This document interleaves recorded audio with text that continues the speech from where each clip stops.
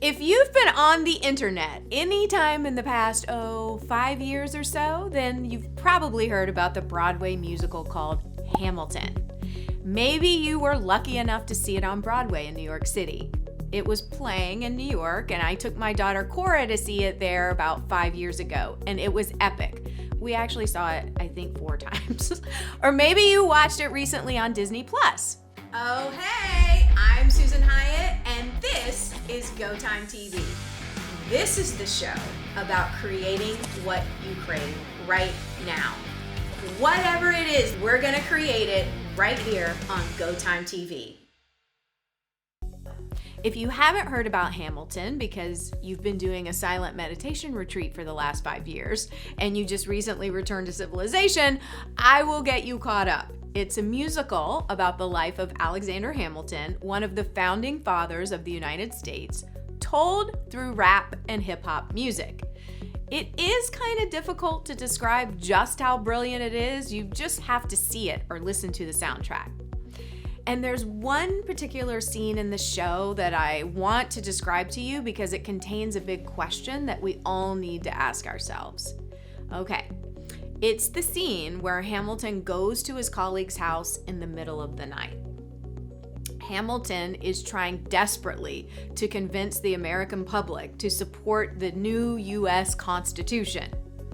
Hamilton says to his colleague Aaron Burr, "Please, will you help me write a series of essays defending the U.S. Constitution so that people understand why it's such a good idea?" And Burr says no. And Hamilton says, "It's okay, you can write them anonymously. Nobody will know that it's you." Burr still says no.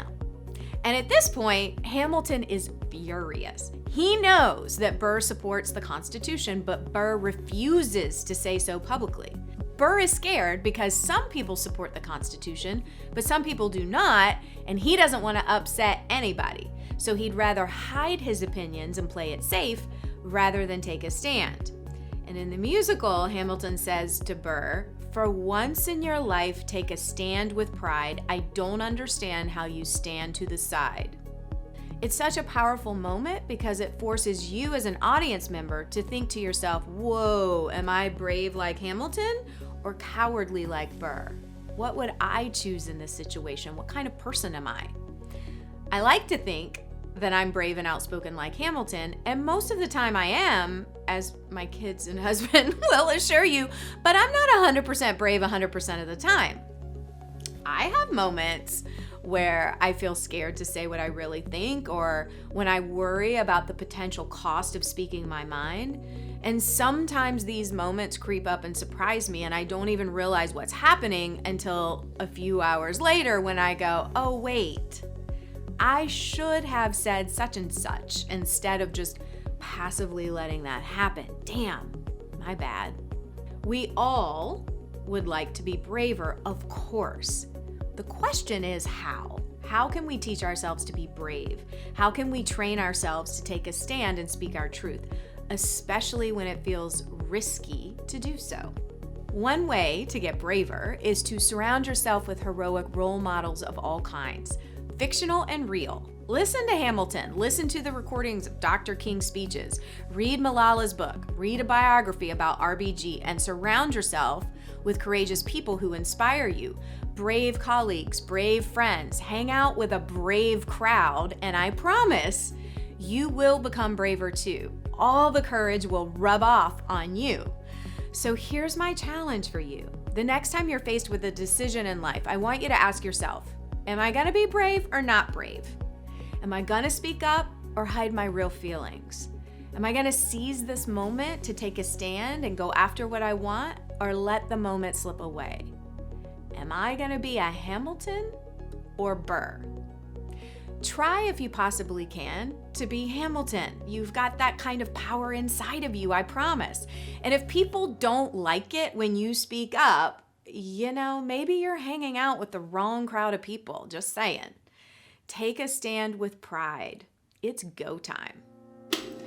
Oh, hi! So, just like Hamilton, unless you've been living under a rock, you've probably heard about Bridgerton, which is my latest obsession.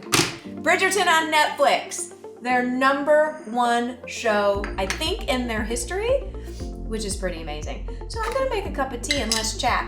First of all, this is not a sponsored video, but Savannah, where I'm from, has Savannah Bee Company, and they make the most delicious honey. This is whipped honey with lemon. Hello! I take my tea very seriously. This is also Royal Blend from Fortnum & Mason. Those of you who are in my programs and groups know I give that as presents all the time. So anyway, Bridgerton, obsessed. I didn't even know it was a book series when I watched it on Netflix the first time. Now I've consumed and taken notes. Like, who takes notes in romance novels? Me, apparently. But I'm only gonna talk about book 1, The Duke and I, because that's the only season that's out. Although I just heard that they're gonna have a season for every book, which is very exciting. So I'm gonna try not to give any spoilers about what happens in the future. There's a book for each Bridgerton kid, okay? So I'm just gonna say Sophia's my favorite of all time, but let's talk a little bit about who we all on set voted as the bravest member of season 1. I would love to know in the comments below who would you vote for? The most outspoken, the bravest character of the Duke and I on Bridgerton season 1. So I have a lot of opinions, and I would like to coach most of the women in this series, but we actually picked a man as the bravest cast member. The Prince of what, Prussia? Prince Frederick. Okay, I was just calling him Prince Blondie, but he actually has a name, Prince Frederick or Frederick, we don't know. Of Prussia, handsome, right? Now he's the prince that the queen wants Daphne Bridgerton to marry, and she's kind of scheming to make that happen. He gives her a blingy bling necklace, she's all swoony swoon, but she really wants the Duke, Simon. I mean, don't we all? But Simon is being a rake, or so she thinks. He's got his own issues. Side note, women are not here to rehabilitate these men, but these are romance novels, so we're gonna move ahead and talk about the prince. So he thinks she's into him. She lets him down gently and says, basically, nice necklace, you're hot, but I really am in love with Simon.